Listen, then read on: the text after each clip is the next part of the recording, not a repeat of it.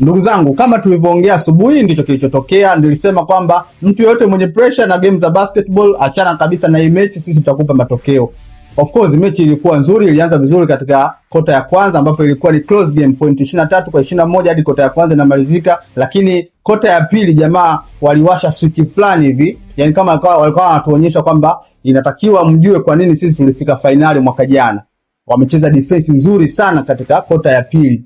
Ile defense ndio imeonyesha difference kati ya Dar City na Petro de Luanda. So gap likaongezeka pale, wakapiga gap la pointi 10 katika kota ya pili. So mpaka kufikia half time kuna gap fulani. Kipindi cha pili wameanza third quarter, pia wakapiga gap pia la pointi 10 tena. So gap likazidi kuongezeka, na Dar City wakaendelea kuwa watumwa.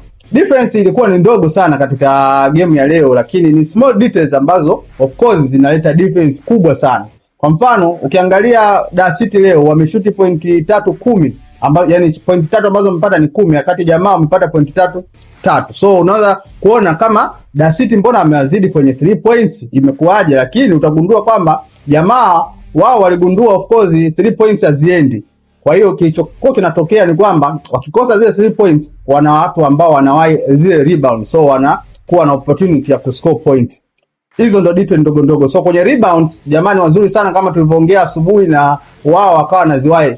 Tofauti na kwa Dar City ambapo center wetu hawakuwa wanawai hizo rebounds. So walikuwa hawezi kuprotect rim, jamaa wanaenda wana attack, wanafunga. So zile 2 points zikawa nyingi kiasi kwamba gap likazidi kuongezeka. Kwa hiyo ilikuwa ni defense. Ingawa kwa unaona Dar City anafunga 3 points, lakini mbona gap halipungui? Kwa hiyo jamaa alikuwa na hiyo mbinu. So jamaa alikuwa na defense nzuri ambayo ndio imeweka difference kati ya Dar City na wao, na tumeona kwamba jamaa walikuwa wazuri pia kwenye zile fast break, yani transition, kwamba wanacheza defense nzuri, wakiwini mpira haraka kwa golini kwako wamekufunga.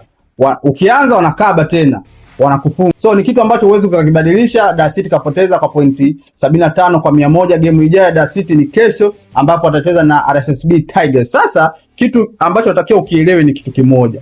Tigers ambao wanacheza na Dar City kesho keshafuzu robo finali. Al Ahly naye anacheza kesho, anacheza na kibonde wa kundi Johannesburg Giants, na yeye anataka kufuzu kesho.